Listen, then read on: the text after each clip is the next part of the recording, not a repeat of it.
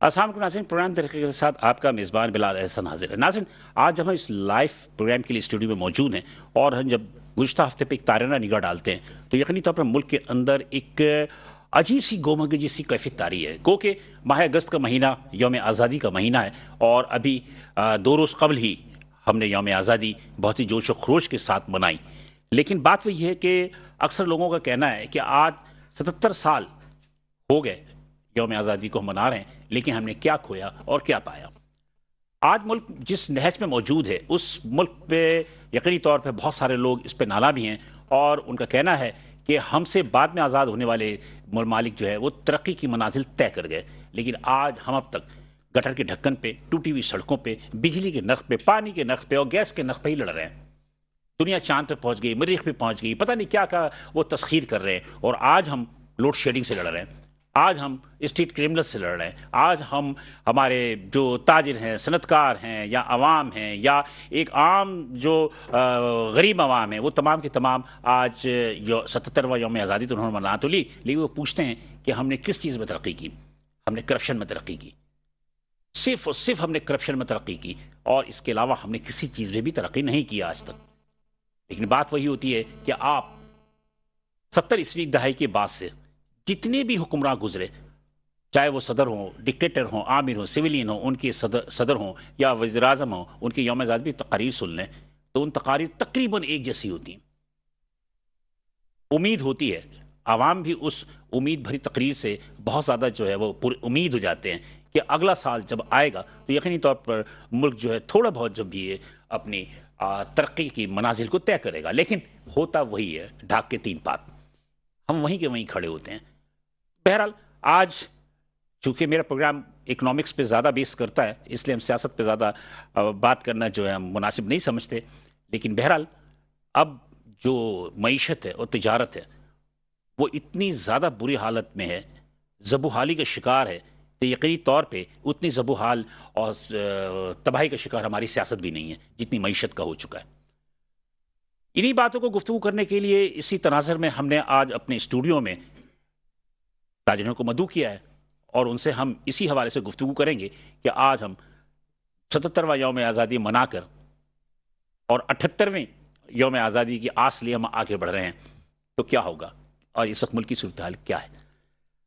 اس programme کو آج جن مہمانوں نے زینت بخشا ہے ان سے پہلے میں آپ کا تعارف کروا دوں، اس کے بعد میں مزید آگے بڑھوں گا۔ میرے آج پہلے مہمان ہیں جناب کامران عربی صاحب۔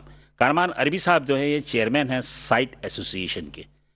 کامران عربی صاحب، تھینک یو فار کمنگ۔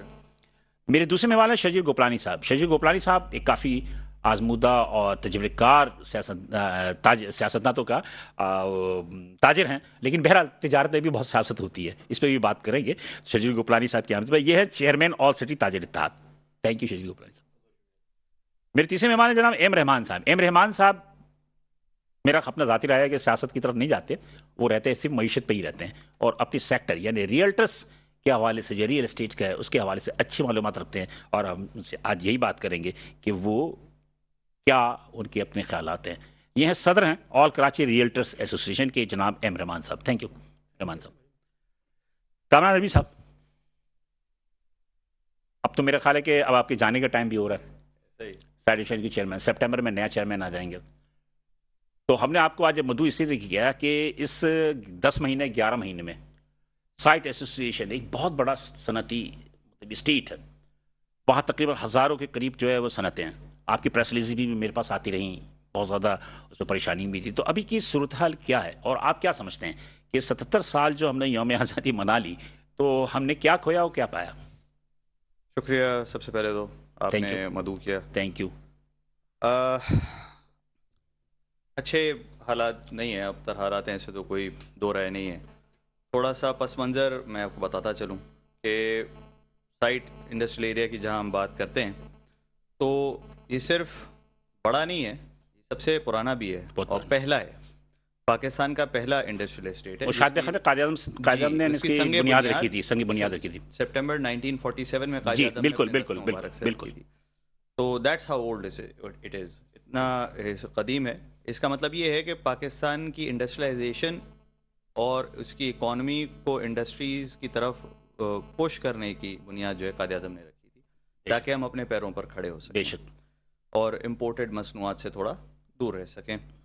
اب گزشتہ 10.5-11 مہینوں میں جو حال ہوا ہے میرا خیال ہم سب کے سامنے ہی ہے.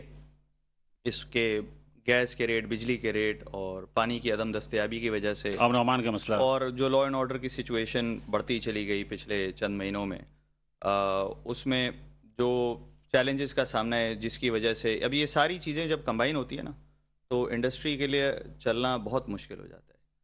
لا اینڈ آرڈر کو بھی کچھ حد تک جو ہے نا وہ برداشت کر لے گا، کہیں نہ کہیں جو ہے آفس جانا کم کر دے گا، ورک فرام ہوم کر لیں گے، کچھ نہ کچھ راستہ نکل آ سکتا ہے. لیکن کسی بھی صنعت کے لیے بنیادی چیزیں جو انرجی ریسورسز ہیں وہ بنیادی چیز ہے. اگر آپ اس کو ہٹا دیں گے، اس کی سیکیورٹی کو ہٹا دیں گے، انرجی سیکیورٹی کو ہٹا دیں گے تو پھر آپ صنعت کیسے چلائیں گے؟ As an industrialist, as a صنعت کار آپ آگے پلان نہیں کر سکتے. انرجی سیکیورٹی نہیں ہوگی. گیس بجلی دونوں مہنگی. انرجی سیکیورٹی میں تینوں چیزیں آ جاتی ہیں، گیس، بجلی اور پانی. چاہے وہ مہنگے ہوں، چاہے ان کی سپلائی کنسسٹنٹ نہ ہو، اور چاہے وہ آپ کو جو ہے صحیح طریقے سے کوالٹی میں میسر نہ ہو. یہ تینوں چیزیں جو ہے نا انرجی سیکیورٹی کا حصہ ہیں تینوں کے لیے، گیس کے لیے بھی، بجلی کے لیے بھی، پانی کے لیے بھی. اب اگر آپ ریجن میں، ہم اکثر دیکھتے آئے ہیں، پڑھتے آئے ہیں، آپ لوگوں کے توسط سے ہمیں بھی پتہ چلتا ہے کہ بھائی دوسرے ریجنز میں، دوسرے ممالک میں انرجی کی ریٹس کیا چل رہے ہیں، اور اس کو ہم یہاں پہ کمپیئر کرتے ہیں. ایک طرف بات کرتے ہیں کہ آئی پی پیز کی وجہ سے الیکٹریسٹی ٹیرف اتنا بڑھ گیا، دوسری طرف بات کرتے ہیں کہ ڈسٹریبیوشن اینڈ ٹرانسمیشن لاسز کی وجہ سے جو ہے وہ اتنا ٹیرف بڑھ گیا، تیسری طرف بات کرتے ہیں کہ جو فری الیکٹریسٹی کراس سبسڈی دی جاتی ہے بہت سارے شعبوں کو، اس کی وجہ سے الیکٹریسٹی ٹیرف اتنا بڑھ گیا. تو یہ ایک ہر چیز مل کے کمبائن ہو کے ایک ٹول لیتی ہے، اور وہ کراس سبسڈی جو ہے نا ہم لوگ، میں اور آپ، ہم سب مل کے پے کر رہے ہیں الیکٹریسٹی ٹیرف کے مد میں. بالکل صحیح کہہ رہا ہوں. کراچی میں انڈسٹریز کی اگر ہم بات کرتے ہیں تو پانی کے لیے جو ہے ہم پریشان ہیں. پانی ہم کو میسر نہیں ہوتا. پانی جو تھوڑا بہت میسر ہوتا ہے وہ ریٹ اتنا زیادہ چارج کیا جاتا ہے کہ وہ ہمارے وارے سے باہر ہوتا ہے. اب وہ کہیں ہم پلان دیکھیں، پروڈکشن ایکٹیویٹی کسی بھی انڈسٹری کی جو ہے نا وہ ایک 24 گھنٹے کا عمل ہے، کنٹینیوس عمل ہے. اگر اس میں آپ بریک لائیں گے، پروڈکشن ایکٹیویٹی رکے گی تو وہ تواتر نہیں آئے گا. تواتر نہیں آئے گا تو لازمی طور پہ پروڈکشن لاسز ہوں گے. پروڈکشن لاسز ہوں گے تو پروڈکٹ کی consistency, quality, production cost effectiveness, ساری چیزوں پہ امپیکٹ پڑتا ہے. ٹائملی ڈیلیوریز بھی، چاہے ایکسپورٹ کے آرڈرز ہوں، برآمدات کے آرڈر ہوں، یا لوکل مارکیٹ کے آرڈرز ہوں، آپ نہیں فلفل کر سکتے. تو یہ بڑے سارے چیلنجز ہیں جو پہلے بھی تھے، ابھی بہت زیادہ جو ہے نا وہ ہائی لائٹ ہو. میں آپ کی بات کو سمجھ، میں نے آپ سے کہا کہ آج ہم 2024 میں بیٹھے اور 77 سال ہم نے یوم آزادی منگا لی اپنی. میں نے مطلب یہ اکنامک رپورٹنگ کرتے ہوئے، صحافت کرتے ہوئے، میں نے جتنے بھی چیئرمین آئے گزشتہ ایک طویل عرصے سے، ہر سے میں نے یہی شکایتیں سنی، پانی بجلی گیس، پانی بجلی گیس. تو مطلب یہ ہے کہ آج مطلب یہ کہ چلے 77 برس میں سے اگر آپ 30 برس ہٹا بھی دیں تو 40 برس سے 35 برس سے صرف ایک ہی چیز پہ ہم رگڑ رہے ہیں. تو یہ کیا مطلب ہے کہ یا آپ کی بات گورنمنٹ نہیں سنتی، یا آپ کی باتوں میں آپ کو اتنی تاثر نہیں ہوتا کہ حکومت کو مجبور کر سکیں کہ آپ یہ چیزوں کو درست کریں. دیکھیں، بات گورنمنٹ تک کبھی پہنچتی بھی ہے، ہمیشہ پہنچتی ضرور ہے. تاثر جو ہے وہ اثر لیں نہ لیں، میرے خیال آپ کے آنے والا جو چیئرمین ہوگا وہ بھی یہی باتیں کر رہا ہوگا. آئی ہوپ، میں چاہوں گا کہ میں اس امید کا اظہار کروں کہ اللہ کرے اس وقت تک حالات کچھ بہتری کی طرف جائیں، بٹ مجھے نہیں لگتا کہ ایسا ہو پائے گا. اور شاید یہ انہی موضوعات پر 35 سے 40 سال سے میں صحافت کر رہا ہوں اور میرا خیال سائٹ اسٹیشن پہ آنا جانا ادھر. اب یقین کیجئے کہ ہر چیئرمین یہی باتیں کرتا ہے، امن و امان، سوئی گیس کا مسئلہ، بجلی کا مسئلہ، اور آپ کے پانی کا مسئلہ. تو بھائی یہ معاملہ کیوں نہیں حل ہوتا؟ بات یہ ہے کہ آپ لوگ اتنے اسٹرانگ صنعت کار ہیں کہ آپ اپنے منسٹرز کو بلاتے ہیں، آپ اپنی بڑے بڑے بیوروکریٹس کو بلاتے ہیں، پھر وہ کیوں نہیں سنتے ہیں آپ کی باتیں؟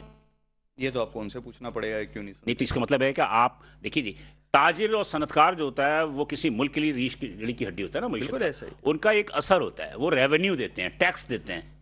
تو آپ کا اثر ہونا چاہیے نا گورنمنٹ پہ. گورنمنٹ کیوں نہیں سنتی؟ نہ سینٹرل گورنمنٹ سنتی ہے، نہ وفاق سنتے ہیں. بہت حد تک جو ہے کچھ حد تک، بلکہ بہت حد تک ہماری بات پہنچتی ہے اور کچھ حد تک سنوائی ہوتی بھی ہے. کہیں کہیں چیزوں میں عمل درآمد ہوتا ہے، لیکن کبھی کبھی ہمیں ایسا محسوس ہوتا ہے کہ شاید جو ہے ہمیں یہ لے جانا چاہ رہے ہیں کراچی کی انڈسٹریز. میں اپنی بات کروں کراچی کی حد تک، سائٹ کی سر انڈسٹری جی سے کراچی کی انڈسٹری تو گئی تھی. ڈی انڈسٹریلائزیشن کی طرف ہمیں پوش کیا جا رہا ہم ہے، ایسا محسوس ہوتا ہے. ہم امپورٹر ملک ہو جائیں. یا ٹریڈنگ ہب بن جائیں یا امپورٹ بیسڈ اکانومی بن جائے. امن امان کا یہ صورتحال ہے کہ آپ کے سائٹ ایسوسیشن سے ایک بہت بڑا تاجر صنعت کار اغوا ہو گیا، ٹھیک ہے جی، پھر رہا بھی ہوئے. مطلب کہ اتنا بڑا واقعہ ہو جاتا ہے، اور پھر اس کے بعد آپ لوگ جو ہے پھر وہی منسٹر آ رہے ہیں، پھر وہی سارے کچھ آ رہا ہے، پھر آئی جی سندھ آ رہے ہیں، پھر کور کمانڈر آ رہے ہیں، پھر رینجرز کے ڈی جی آ رہے ہیں، وہی ڈھاک کے 3 پات. وجہ کیا ہے؟ وجہ تو جب مجھے معلوم پڑ جائے گی تو انشاءاللہ آپ سے بھی ضرور شیئر کریں گے. اگر آپ کو پتہ چل جائے تو ہمیں بھی ضرور سر بتائیے چیئرمین گا. صاحب میں تو آپ کی زبان سے سننا چاہ رہا تھا، لیکن بہرحال آپ بہت محتاط گفتگو کر رہے ہیں. ناظرین بہرحال میں شجیل صاحب کی طرف چلتا ہوں. شجیل صاحب کیا کہتے ہیں آپ تو ابھی ہڑتال بھی کر رہے تھے، پھر مؤخر کر دیا، پھر بہت ساری ہڑتال بھی ہو رہی تھی. ہاں دھرنا دے رہے تھے، کیوں دے رہے تھے بھائی؟ لوگوں کو کیوں پریشان کرتے ہیں روڈ کور کر کے؟ ہاں لوگ ویسے ہی بہت پریشان ایم اے جینا روڈ پہ دے رہے تھے دھرنا.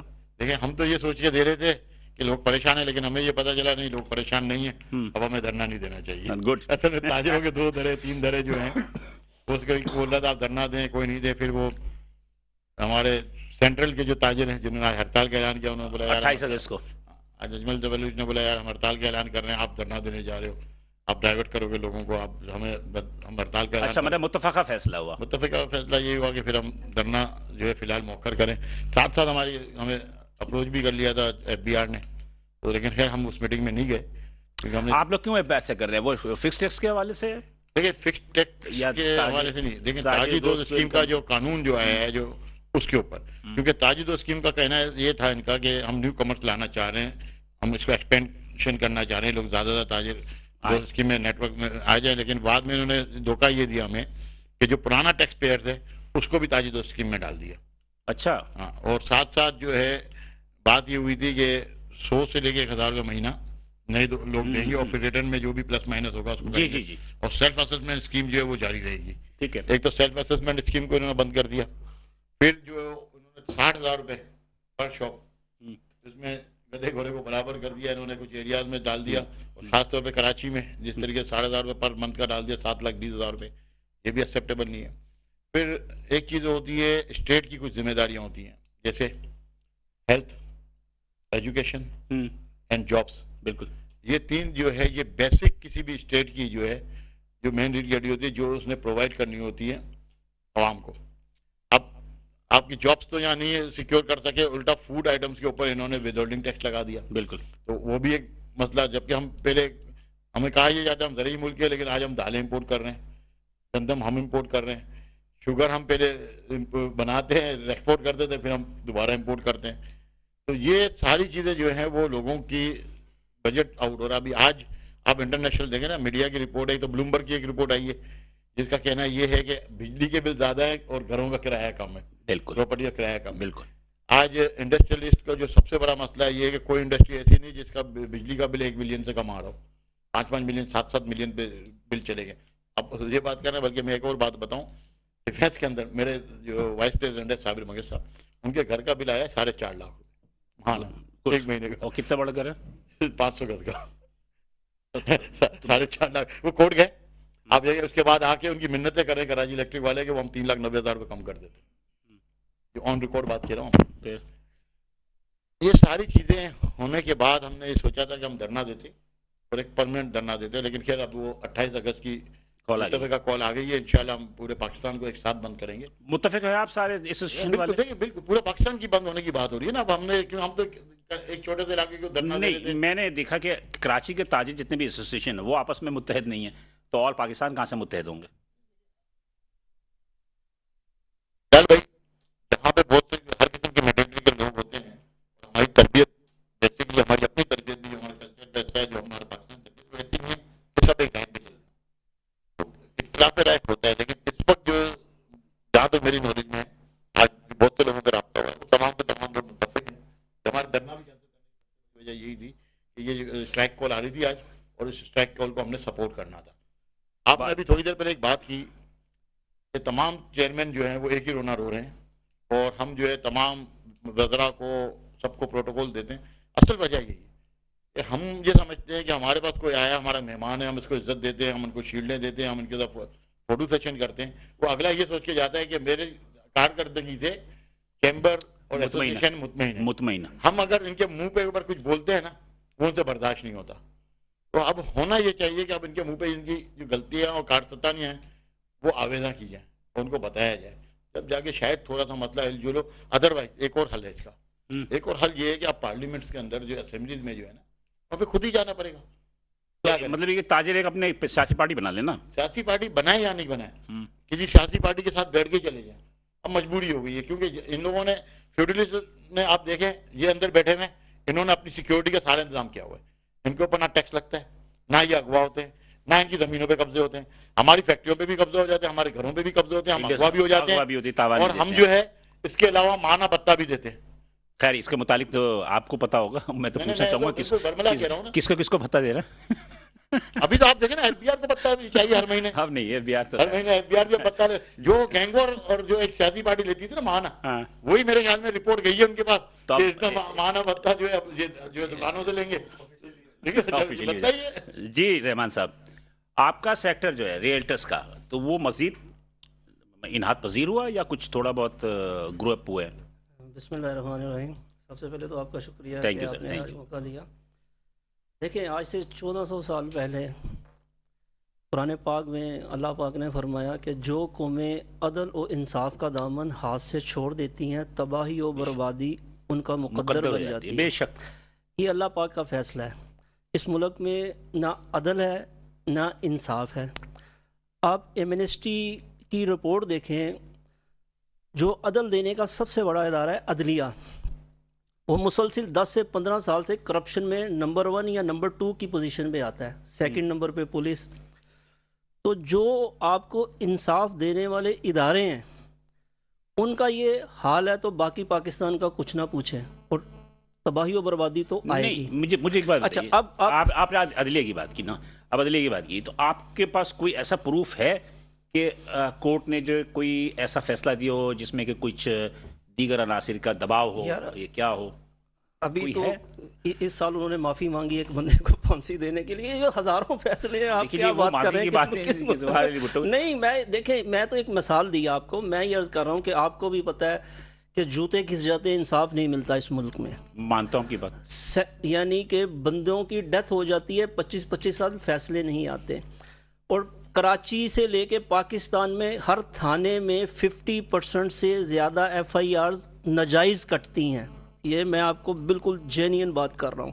یا حقداروں کی نہیں کٹتی اور کرپٹ لوگوں کی کٹ جاتی. اس کے بعد آپ یعنی کہ سیاسی جو گورنمنٹس آتی ہیں, یہ عمران خان کی گورنمنٹ آئے گی تو وہ نواز شریف کے خلاف FIRs کاٹ دے گا, نواز شریف کی گورنمنٹ آئے گی تو وہ عمران خان کے خلاف FIRs کاٹ دے گا, PP کی گورنمنٹ آئے گی تو دونوں کے خلاف FIR کاٹ دے گی.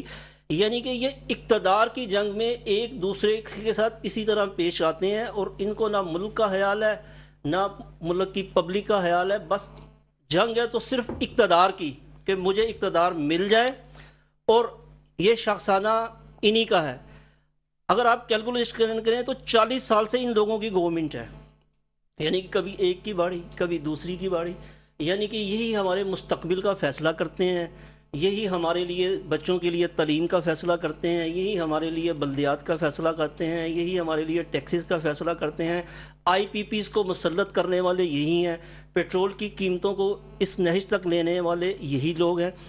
اور آپ کے اوپر $133 بلین کا قرضہ چڑھ گیا, لینے والے یہی لوگ ہیں. میں نے آپ نے نہیں کہا تھا قرضہ لو, نہ انہوں نے مجھے اپنے مینوفیسٹو میں جب انہوں نے الیکشن لڑا تو جی ہم آپ کے لیے IMF سے یا ورلڈ بینک سے قرضہ لیں گے.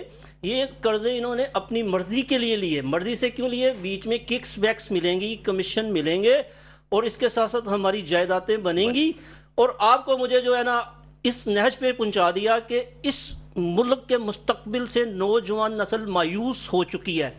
آپ اگر کیلکولیشن دیکھیں تو لاکھوں لوگ اس ملک کو چھوڑ رہے ہیں. لیکن 77واں بھی یوم آزادی ہم نے منائی, جو گاجے باجے ہم نے بچائے, اور جو فائر ورک کیے تو اس سے اندازہ تو نہیں ہو رہا مایوس ہیں سر کون سے گاجے کون سے باجے وہ توبہ استغفر اللہ، یعنی کہ آپ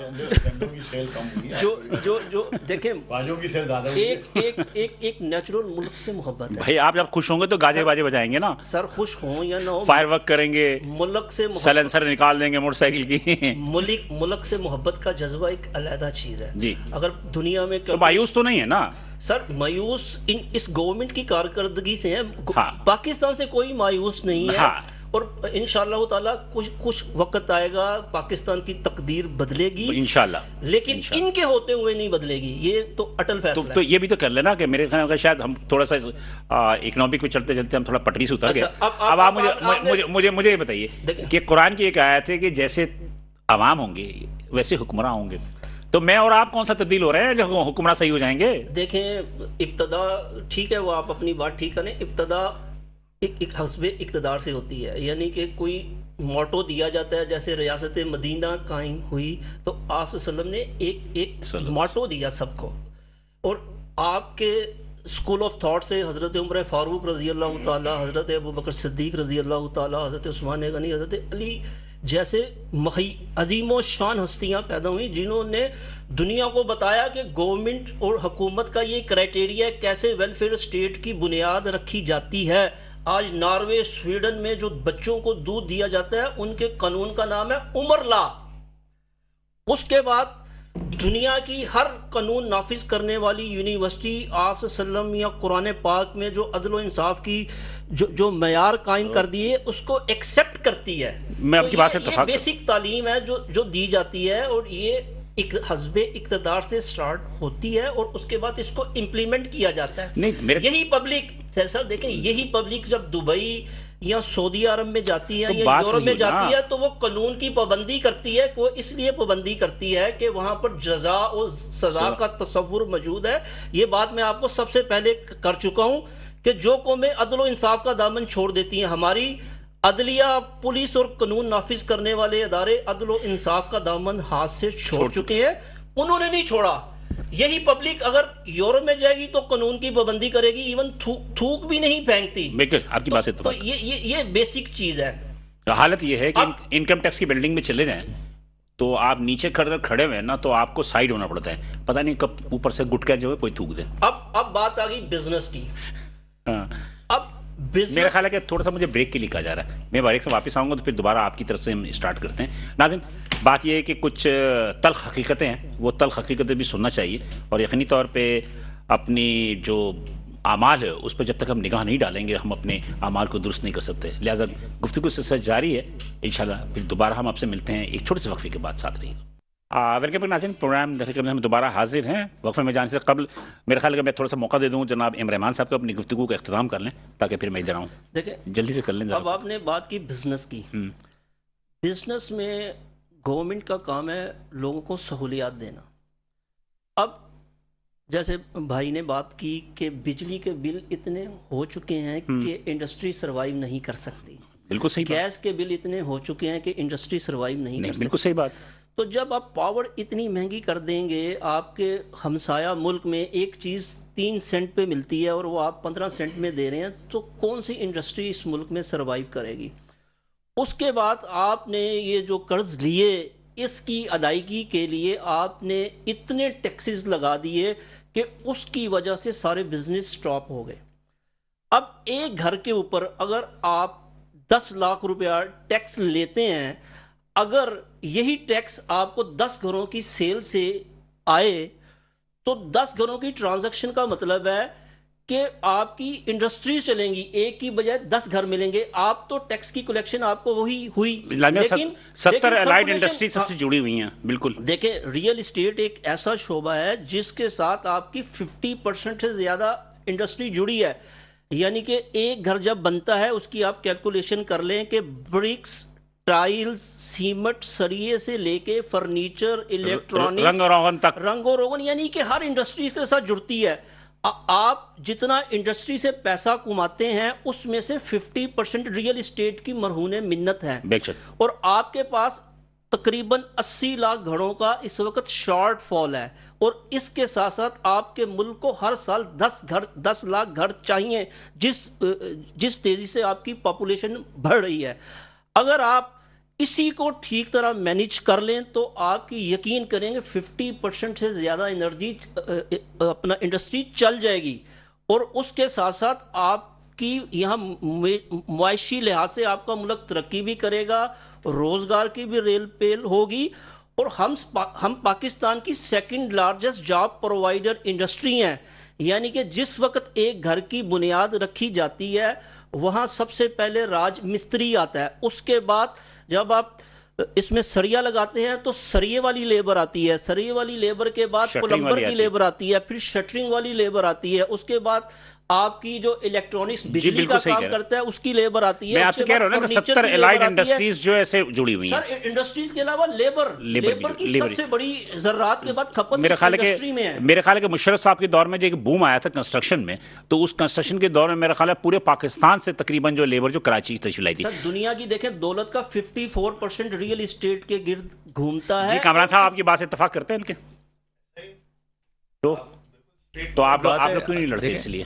کیوں نہیں؟ کیا مطلب نہیں؟ گورنمنٹ سے آپ لوگ اس معاملے سے بات کی آپ لوگوں نے کہ کیا ایسا مطلب ہی کہ طریقہ کار کیا جائے کہ ساری انڈسٹریاں جو ہیں وہ متحرک ہو جائیں، ساری انڈسٹریز چل جائیں؟ اس کے لیے تو آسان یہ ہے کہ کاسٹ آف ڈوئنگ بزنس دیکھیں، بڑی ہم کاسٹ آف ڈوئنگ بزنس کی بات کرتے ہیں، لیکن ہمیں یہ بھی دیکھنا چاہیے کہ ہم اگر ایکسپورٹ پہ چلیں پوری طرح ہم انحصار کرتے ہیں، کرنا بھی چاہیے، بہت بڑا سیکٹر ہے لوکل اکانومی سے زیادہ، اس پہ اس کا سائز والیوم بڑا بھی ہے۔ $60 ارب تک کرنے کے پروگرام بنایا ہوا ہے وزیر اعظم اللہ کرے ایسا ہو جائے، $60 بلین۔ بٹ ان حالات میں ان پالیسی سے تو بہت مشکل لگ رہا ہے۔ بات یہ ہے کہ جب لوکل مارکیٹ کی کنزمپشن کی بات کرتے ہیں نا، تو لوکل مارکیٹ میں کنزیومر کون ہے؟ میں ہوں، سارے ہیں، آپ ہیں، ہم سب ہیں نا۔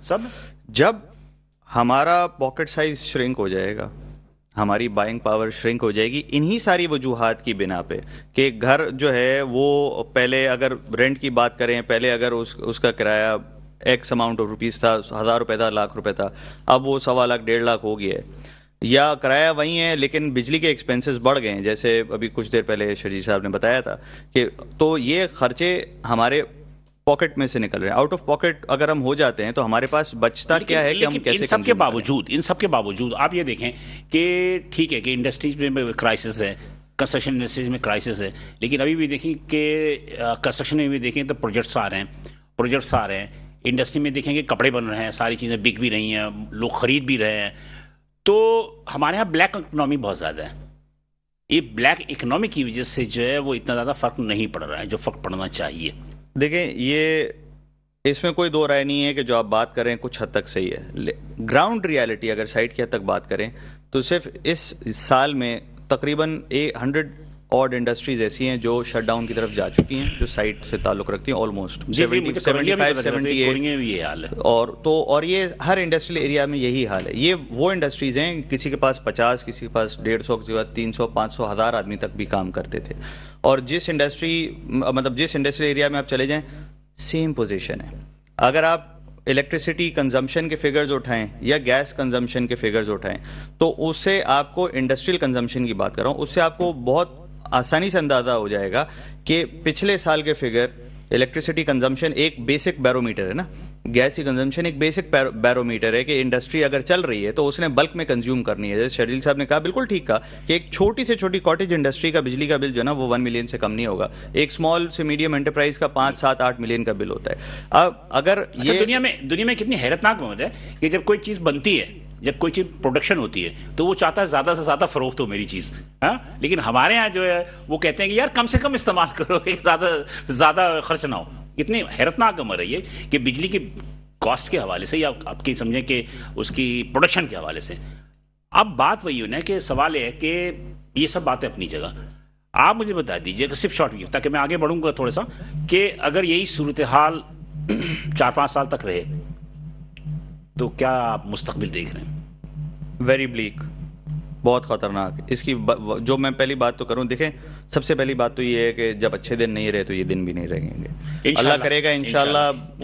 ہم تو امید سے وابستہ ہیں. اللہ تعالیٰ لیکن آپ $7 ارب لے رہے ہیں IMF سے اور IMF کے قرضے واپس کرنے ہیں, تو لازمی سی بات ہے کہ آپ ٹیکسز کیسے کم کریں گے. Things will get tougher before they get easy. اچھا, دوسری بات, پہلی بات تو یہ ہے. اب اس میں بات یہ آتی ہے کہ آپ بات کریں 4-5 سال کی.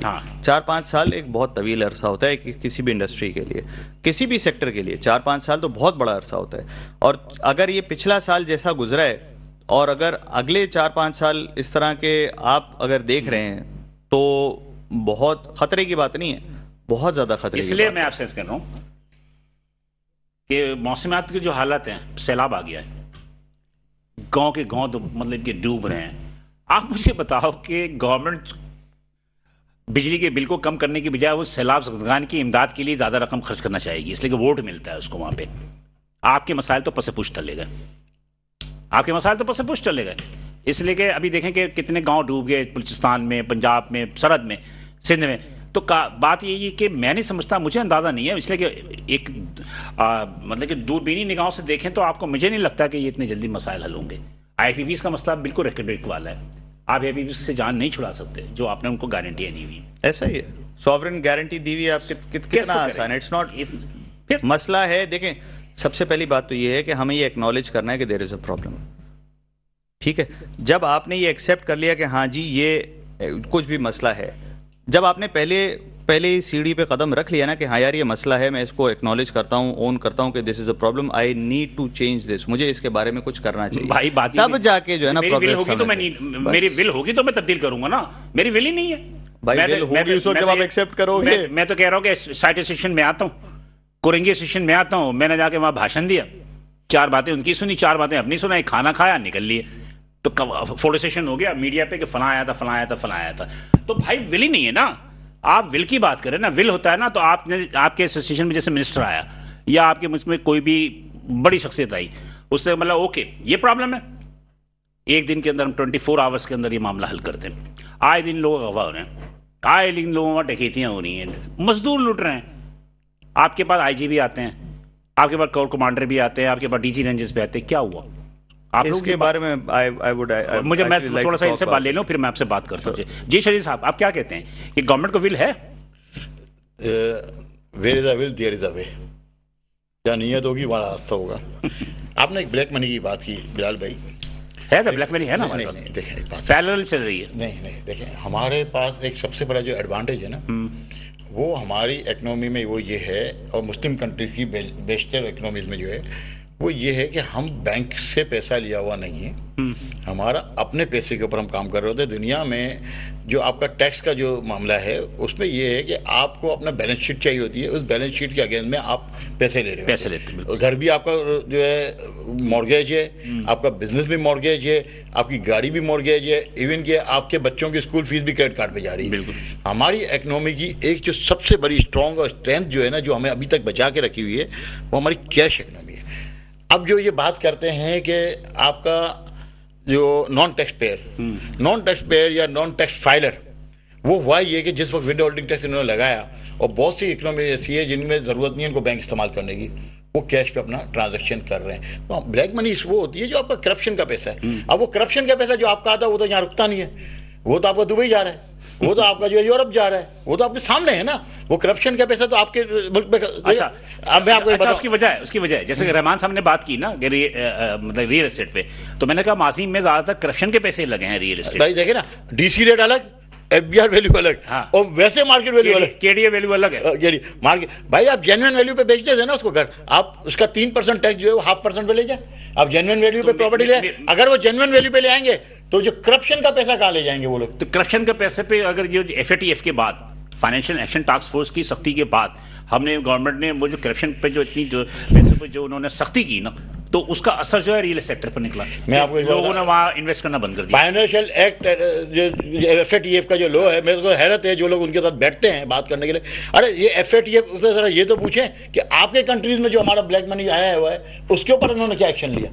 نہیں یہ ہمارا کرپشن کا پیسہ, ہمارے کرپشن کے پیسے میں میل لیے گئے, ہمارے کرپشن. میں نے اکنامسٹ سے پوچھا, میں نام نہیں لوں گا ان کا, انہوں نے کہا ہم تا قیامت ترقی نہیں کر سکتے. میں نے پوچھا کیوں, کہنے لگے because we R A Muslim country and nuclear power. And nuclear Nuclear power, ये कहने की बात है। कहने लगा कि दुनिया मगरबी कुव्वतें आपको इकोनॉमिकल पावर नहीं बनने देंगी। भाई FATF, आप कम से कम सामने सच बोलने वाला तो कोई बैठा हो उनके साथ। IMF आपको कैसे बोल सकता है कि आप पर घर से या पर शॉप से फिक्स्ड टैक्स लेके आओ? मेरी बात भी जो लोग IMF से डील कर रहे थे, मेरी साबिक फाइनेंस मिनिस्टर के साथ मैं बैठा हूँ 2 दिन पहले, उनसे मैंने ये बात की कि IMF ने क्या ये शर्त रखी है? बोले ये शर्त नहीं, उन्होंने ये शर्त जरूर रखी है कि आपने रैकेट बढ़ाना है। उन्होंने ये शर्त नहीं रखी कि आपने फिक्स, वो तो फिक्स टैक्स के खिलाफ है। लेकिन उन्होंने कहा कि रियल सेक्टर से आपने टैक्स लगाना है, देखिए एग्रीकल्चर पर टैक्स लगाना है। देखिए वो रियल सेक्टर पे बिल्कुल लगे टैक्स, इससे मसला नहीं है। उनका रियल एस्टेट के ऊपर टैक्स लगाना मसला नहीं है, रियल एस्टेट के एजेंट के ऊपर टैक्स लगाना मसला नहीं है। मसला ये है कि फिक्स टैक्स लगाना इशू है उनका ये कहना है कि भाई आप टैक्स वो लें जो बिजनेस हो रहा हो। अच्छा, फिक्स टैक्स टर्नओवर पे होगा? अब मसला यही ना, यही चीज क्लियर नहीं हो रही फिक्स टैक्स किसके ऊपर ले रहे हैं। जो बंदा पिछले 30 साल से टैक्स भर रहा है, आप उसको फिक्स टैक्स की कैटेगरी में लेके जा रहे हो। फिक्स टैक्स जो था, फिक्स टैक्स तो था कि 1,000 रुपए महीना हमने सुना था कि 12,000 नहीं दे रहे ना। हाँ? वो लेकिन ये क्या लगा रहे हैं? ये टर्नओवर पर लगा रहे हैं या ऐसे ही उन्होंने ABCD दुकान को कैटेगरी दे दी? कुछ नहीं लगा रही है, बोल रहे हैं आप 60,000 रुपये महीना दे दें, 1 साल बाद हिसाब कर लीजिएगा, अगर आपके निकले तो ले लीजिएगा, हमारे निकले हमें दे दिएगा। ये कौन सा? जबकि बात ये हुई थी कि आप लगाएंगे फिक्स टैक्स और फाइनल टैक्स, और 3 साल आप इनको जो है स्टेशना देंगे ऑडिट से, ताकि सिस्टम में आ जाए। जी बिल्कुल। ठीक है, आप 30,000 रुपये साल का ले लें, 20,000 रुपये साल का ले लें उनसे, जो बिल्कुल कुछ नहीं दे रहे। बल्कि इससे अच्छा तो सेल्फ असेसमेंट स्कीम, आप सेल्फ असेसमेंट स्कीम 2003 में जब लगी थी, कामयाब हुई। सेक्शन 149B जब FBR का कानून बना एडवांस इनकम टैक्स का, कामयाब हुआ। अब जैसे मिसाल के तौर पे, और Pakistan flour mills association, Pakistan petroleum dealers association, उन्होंने विद होल्डिंग लियबिलिटी के खिलाफ जो उन्होंने हड़ताल की, उनके वापिस हो गए। भाई यही देखें ना, अभी आप 28 अगस्त की अगर आप हड़ताल को क्या समझ रहे हैं? ये टोकन स्ट्राइक है। इसके बाद 3 रोजा स्ट्राइक, और उसके बाद जिस तरह के सर्वे फॉर्म के ऊपर 17 दिन की स्ट्राइक थी। बहुत मौजूद के साथ, नाराज ना होइएगा। हमने तो ये देखा कराची के अंदर कि बोल्टन मार्केट की एक अलग रैली निकलती है, सदर की अलग निकलती है, लालू खेत की अलग निकलती है, लियारी की अलग निकलती है। इसकी वजह है ना यार हर जगह की अपनी पॉपुलेशन है, हर जगह का अपना मिजाज है। आप मेरे को बताएं, शहीद साहब, पॉपुलेशन नहीं, यहाँ पे है फोटो सेशन, किसका चेहरा मीडिया पे पहले आता है? इसमें कोई शक नहीं, फोटो सेशन का किसका चेहरा मीडिया पे पहले आता है, और मीडिया पे उसका चेहरा जाता है, फिर वो फेसबुक पर तस्वीर डालता है, व्हाट्सएप पर तस्वीर डालता है। इससे हमें निकलना पड़ेगा, इससे हमें निकलना पड़ेगा, जब हम आगे जाएंगे। आप समझते हैं कि करप्शन के पैसे पे पाबंदी लगने की वजह से रियल सेक्टर जो है तबाह बर्बाद हो गई FATF के बाद? देखिए, रीजन तो वही रखती है मुझे। नहीं, असल में देखिए इसका ताल्लुक पाकिस्तान की मुआशी हालत से है, और जो पाकिस्तान इस गर्दाब में फंसता गया, और खसूसन ओवरसीज पाकिस्तानियों के साथ जो जुल्म हुआ, यानी कि जिन जगह नहीं तो रियल एस्टेट में सिर्फ ओवरसीज पाकिस्तानियों के पैसे लगते सबसे ज्यादा देखें, जो पाकिस्तान में रियल एस्टेट में जो पैसा लगता है, जो सर्कुलेशन में आता है, वो सबसे ज्यादा ओवरसीज की वजह से आता है। यानी कि ब्यूरो ऑफ स्टैटिस्टिक्स कहता है कि जो आपके यहाँ रेमिटेंसीज आते हैं उसमें से 60 to 65% रियल एस्टेट में आते हैं। ओवरसीज पाकिस्तानी घर लेने के लिए पैसे बेचता है, या फ्लैट लेने के लिए, या प्लॉट लेने के लिए, भी कब्जा हो जाता है। अब अगर आपके पास 31 बिलियन डॉलर्स आते हैं, तो उसमें से अगर 65% या 60% लगाएं तो ये 20 बिलियन डॉलर्स आते हैं। यानी कि ये वही सेक्टर है जो ओवरसीज पाकिस्तानियों से पैसा सबसे ज्यादा लेकर आता है। FATF में भी ये कहा था कि रियल सेक्टर में सबसे ज्यादा करप्शन का पैसा यूज होता है। सर, FATF की जो शराइत थी उसके बाद सर फिर मेरे ख्याल में FBR ने कुछ सख्ती की। उन्होंने सेक्टर्स नॉमिनेट किए थे, जिसमें रियल एस्टेट भी एक सेक्टर था, उसके साथ जिम एंड ज्वेलर्स भी थे, इंजीनियरिंग भी थी। जी बिल्कुल सही। तो सर्विसेज पर उन्होंने किया था, लेकिन उस पर हमारी जो बात चीज थी वो तय हुई। उसमें से उन्होंने 6 हमें सेक्शन दी, यानी कि इसमें आपने जैसे कि आपने 7 साल के लिए कोई भी ट्रांजैक्शन हो उसका रिकॉर्ड मेंटेन करना है। उसके बाद 44,200 जो कि वो पर्सन थे जो मनी लॉन्ड्रिंग या टेरर फिनांस में मुलविस थे, उनकी नेक्टा में लिस्ट दी कि अगर इनमें से कोई ट्रांजैक्शन आए तो इसका आपने एकदम हमें जो है ना आप इतला करेंगे। तो वो जो 6-7 उनकी शिक्स थी वो हमने मान ली। उसके बाद अल्हम्दुलिल्लाह पाकिस्तान FATF से निकल गया। देखें, आपके पास असल बात है कि पैसा कौन सा सेक्टर आपको देगा।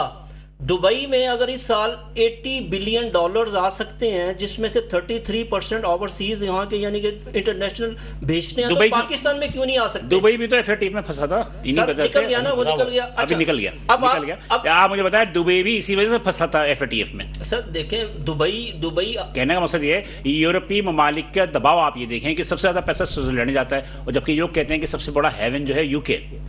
آف شور کمپنیز. اوکے جی, لیکن ان پہ آج تک کوئی FATF نہیں لگا. سر دیکھیں وہ مضبوط اکانومیز ہیں, مضبوط, وہ فیصلے اپنے مسلط کرتے ہیں اور آپ فیصلے ان سر جی وہ ہمارے آقا ہیں, آقا کبھی اپنے خلاف تھوڑی فیصلہ کرتے ہیں. پاکستان کا ایشو کیا ہے, دیکھیں پاکستان کا ایشو کیا ہے, دیکھیں پاکستان کا جو ایشو وہ یہ ہے کہ آپ نے غیر ملکی اداروں اور لوکل اداروں سے اتنا قرض لے لیا, اور اس قرض کے بعد جب آپ ہر سال اس سود کی مد میں, جیسے اس سال آپ نے $11 بلین سود کی مد میں ادا کرنے ہیں, 3,300 بلین روپیز بنتے ہیں. اگر آپ کے اوپر یہ قرض نہ ہو تو آپ کو کوئی اضافی نہ ٹیکس لگانے کی ضرورت ہے, نہ آپ کو ترقیاتی. آپ اس کو بٹھا دیں. IPPs کا مسئلہ جو ہے سر وہی نا, IPPs 93 میں قائم ہوئی تھی. مجھے سمجھ میں نہیں آیا کہ 40 سے 45 سال کے بعد آج ہمیں کیوں یاد آ رہا ہے. دیکھیں آج آپ بے بس آپ بل ادا کرنے کے قابل نہیں رہے. 45 سال کے بعد آج ہمیں یاد کیوں آ رہا ہے, یا کسی نے ہمیں ٹرک کی بتی کے پیچھے لگایا ہے؟ نہیں, اس لیے یاد آ رہا ہے کہ آپ بل ادا کرنے کے اب قابل نہیں رہے. انڈسٹری بند, آپ کی جیسے بھائی نے کہا کہ 100 انڈسٹریز سائٹ میں بند ہو چکی ہیں. ابھی ایپٹما کے جو چیئرمین تھے انہوں نے اپنی ذاتی 3 انڈسٹریز بند کر دی. فیصل آباد میں آپ کی انڈسٹریز بند ہو گئی, یعنی کہ آپ اب بل ادا کرنے کے قابل نہیں رہے, اس لیے اب آپ کو یاد آ رہا ہے. اگر آپ کے یہی بل نارمل روٹین میں آتے یاد نہیں آتا, تو آپ کو یاد ہی نہ آتا. آپ کا ملک ٹھیک چل رہا تھا. اب جب تک آپ IMF اور انٹرنیشنل اداروں کا اور لوکل اداروں کا قرض واپس نہیں کریں گے, آپ کا ملک اس گرداب سے نہیں نکل سکتا. ایک ماہر کہنے لگے کہ جان شروع تھرمل پاور جو ہے آپ کا, اس کو صرف 30 ارب روپیہ چاہیے, 30 ارب روپیہ چاہیے اس کو اپ گریڈیشن کے لیے. گورنمنٹ کے پاس 30 ارب روپیہ نہیں ہے, لیکن آپ خربوں روپے جو آپ IPPs کو دے رہے ہیں. 2700 ارب روپے. IPPs میں سے دیکھیں 52% گورنمنٹ کا شیئر ہے, یعنی کہ ابھی جو اعداد و شمار آپ نے دیکھے ہر چینل پہ, جب آپ کا 52% شیئر ہے وہ تو یار پبلک کو فیسیلیٹیٹ کرو نا. ساورن گارنٹی دی ہوئی ہے نا, ساورن گارنٹی دی ہوئی ہے, کیسے بند کریں؟ آپ کے پیسوں کی تھوڑی ہے, اپنے آپ کو دی ہوئی ہے تو کہاں سے وہ کر لیں گے یار؟ ان کے 52% وہ عالمی عدالت انصاف میں چلے جائیں گے. سر ان کی 52% کی ساورن گارنٹی تھوڑی ہے, یعنی کہ یہ اپنا 52% تو چھوڑ سکتے ہیں نا جو گورنمنٹ کے اپنے ذاتی پیسے ہیں. تو آپ سب سے پہلے اس کی ابتدا کریں, اس کے بعد جن کے ساتھ انجسٹیفائڈ معاہدے ہوئے ہیں اس کا آپ چیخ رہے ہیں پورا پاکستان کے, اس کا فرانسنگ کروایا جائے. آپ فرانسنگ کرواؤ, پتہ تو چلے کس نے پاکستان کے ساتھ پیسہ لوٹا ہے, تاکہ آپ کے چہرے بھی تو سامنے ہیں پبلک کے سامنے. کے الیکٹرک کا کیا سلسلہ ہے؟ کے الیکٹرک صحیح چل رہی ہے, اس میں بھی تو سنا کہ اس کے لیے بھی فرانس سے رپورٹ کرنے کے لیے لوگ کر رہے ہیں کہ کے الیکٹرک. پہلے تو میں سوری آپ کی بات کا جواب دینے سے پہلے, شرجیل صاحب نے جب بات کری نا کہ بینک لونز میں نہیں ہے, تو مجھے I want to share a statistic کہ 80% جو بوروئنگ ہوئی ہے نا پرائیویٹ سیکٹر میں, وہ گورنمنٹ نے بوروئنگ کی ہے پاسٹ. اسی لیے تو وہ دے نہیں رہے آپ کو قرض پرائیویٹ. مور دین 80%, 18 سے 20% کے بیچ میں پرائیویٹ سیکٹر نے بوروئنگ کی ہے, جس میں جو ہے نا آپ کی جو کسی نے فائنینس, کار فائنینسنگ, ہاؤس فائنینسنگ, بزنسز نے یا پرسنل لون ہے, ساری چیزیں اس میں کور ہو گئیں. تو ایسے کون سے اخراجات ہیں جن کو پورا کرنے کے لیے قرضوں کی واپسی, سود کی ادائیگی, قرضوں کی واپسی, اس کے لیے وہ بورو کرتے ہیں گورنمنٹ سے لے کے اس کو وہ کرتے ہیں. تو آسٹیریٹی میجرز شوڈ شو ریزلٹس. اگر آسٹیریٹی میجرز لینے تو اس کو کہیں نہ کہیں تو ریزلٹ دکھنا چاہیے نا. اچھا, آپ جیسے مثال کے طور پر یہ ترقیاتی بجٹ لگاتے ہیں 800 ارب, 1200 ارب, 1500 ارب, اب اس کے بعد اس کو کٹوتی کرتے کرتے کبھی سیل عزتگان کو دے دیا, کبھی کسی کو دے دیا, کبھی کسی کو دے دیا. اب وہ جو ترقیاتی بجٹ کم ہوتے ہیں, اس ترقیاتی بجٹ کو پورا کرنے کے لیے پھر بورو کرتے ہیں بینک سے. بھائی ان کو ووٹ تو لینا ہے نا 4 سال 5 سال کے بعد, 4-5 سال کے بعد کچھ تو کام کریں گے نا. اٹس اے ویشیس سائیکل جس میں ہم پھنسے ہوئے ہیں. بات ساری یہ ہے کہ اٹس اے ویشیس سائیکل. جی, ویسے میرے اپنا ذاتی رائے کہ آپ سمجھتے ہیں کہ بجلی کے معاملے حل ہوں گے؟ اگر نہیں ہوں گے تو بہت برا حال ہوگا. بہت برا حال ہوگا نا, بہت برا. جی شرجیل بھائی, مجھے آج افسوس ہوا, ہمارے ایک نیشنل لیڈر سابق وزیر اعظم نے پنجاب کے لیے, شاہد خاقان عباسی کی بات نہیں, میں نواز شریف صاحب کی بات کر رہا ہوں. میاں نواز شریف نے آج پنجاب کے لیے سبسڈی 500 یونٹ کے اوپر جو انہوں نے اناؤنس کیا, مجھے بہت بڑا افسوس ہوا کہ صرف پنجابی اس پاکستان ہے.